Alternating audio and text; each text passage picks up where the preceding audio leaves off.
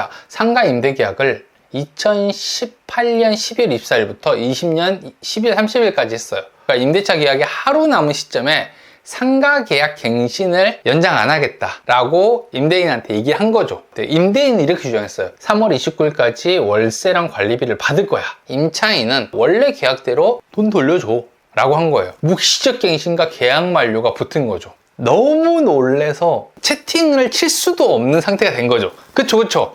사람들이 충격에 휩싸였습니다. 모두 충격에 휩싸여서 말을 하지 못할 정도로 놀라운 사건입니다. 자, 그러면은 마지막 주제도 얘기를 한번 같이 해볼까요?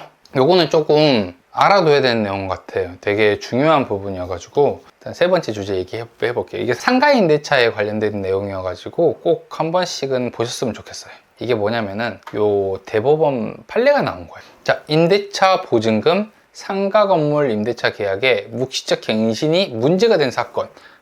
이름도 길다. 이게 제가 몇 개 알림을 하는 게 있거든요. 거기서 이제 KB부동산인가 알림이 오더라고요. 그래서 봤더니 이런 내용이 떴어요. 이게 어떤 사례였냐면은, 자, 상가 임대 계약을 2018년 12월 24일부터 20년 12월 30일까지 했어요.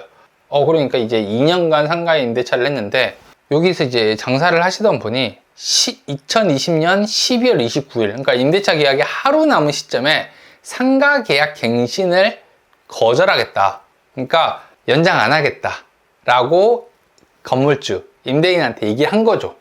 여러분들은 어때요? 어떻게 될 것 같아요? 어떤 게 맞는 것 같아요? 임대인은 이렇게 주장했어요. 야, 네가 한 달 전에 얘기를 하지 않았기 때문에 무조건 상가의 임대차 같은 경우는 묵시적 갱신이 된다. 그러면 묵시적 갱신은 3개월이 지나야지 해지할 수 있어. 그러니까 나는 3월 29일까지 너에게 3월 29일까지 월세랑 관리비를 받을 거야.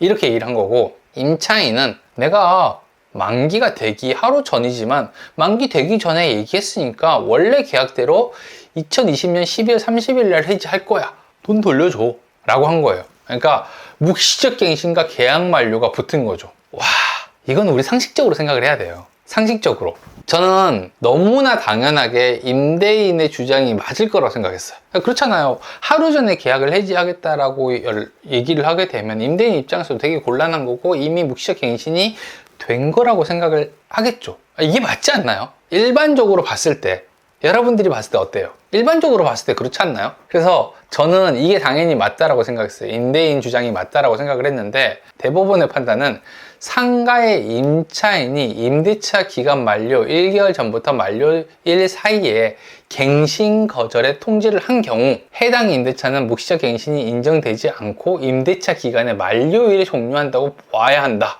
그 이유는 다음과 같다 라고 쭉 나왔는데, 이유는 이거예요. 상가 임대차 보호법에 해지에 대한 기간이 나오지 않았으니까 임의대로 해석하면 안 된다. 요거예요. 야, 이게 역시 판사님들은 다르다고 생각이 들었어. 야, 이렇게 생각을 한다고? 상식적으로 생각하는 게 아니고 이렇게 생각한다고 라는 생각이 들었던 게 뭐냐면은, 상가 임대차 보호법에 해지에 대한 부분들이 여기 나와요. 그러니까 임대인은 임차인이 임대차 기간이 만료되기 6개월 전부터 1개월 전 사이에 계약 갱신이 요구할 경우 정당한 사유 없이 거절하지 못한다. 그러니까 묵시적 갱신이 된 것으로 본다라고 나와 있어요. 그렇잖아요. 예쁘게 잘 썼다.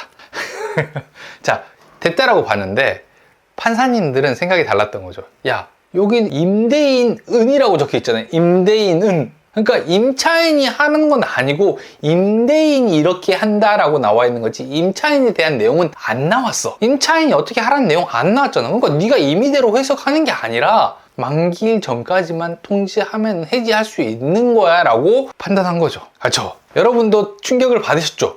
저만 받은 게 아니라 이렇게 된 거예요. 와, 신박하다. 저는 솔직히 그렇게 생각했거든요.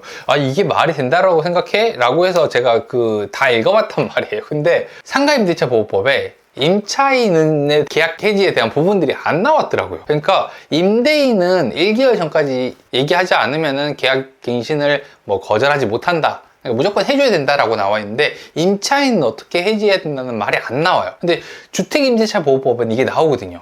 주택임대차 보호법에는 임대인은 6에서 2개월 전까지로 나와 있고 아마 임차인은 2개월 전까지로 나와 있을 거예요. 2개월 전까지만 하면 되는 거지 임대인과 다르게 계약하고 바로 이제 잔금일 다음부터 아무 때나 2개월 전까지만 얘기하면 되는 거야.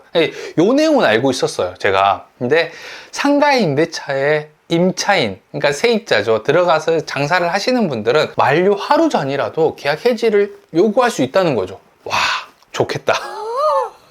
네, 요거 알고 있어야 될 것 같아요.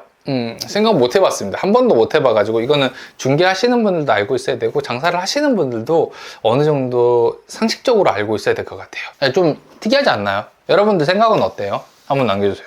저는 되게 깜짝 놀랐어요. 어떻게 이렇게 생각해가지고 통보를 할 수 있지? 라고 했는데 대법원에서 판단을 이렇게 하게 되니까 앞으로는 이게 이제 판례가 된 거죠. 앞으로는 하루 전에 통보를 해도 될 것 같아요.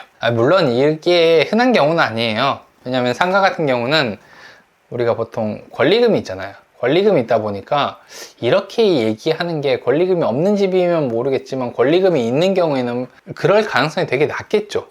낮은데 이렇게 할 수도 있다라고 하는 거는 알아두시면 좋을 것 같아요. 이건 충격 아니에요. 나만 충격이에요. 나만 놀랬어요. 나만 놀란 거예요. 그렇구나. 이게 그러네.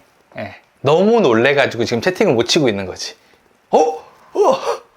나보다 더 놀란 거야. 그래서 너무 놀래서 채팅을 칠 수도 없는 상태가 된 거죠. 그쵸. 야, 좋다. 해석이 좋아야 돼. 사람이 해석이 좋아야 된다니까. 요거는 좀 이제 내가 올려야 될 것 같아요. 사람들이 충격에 휩싸였습니다. 모든 공인중개사들이 모두 충격에 휩싸여서 말을 하지 못할 정도로 놀라운 사건입니다. 야, 어그로 잘 끈다. 어그로.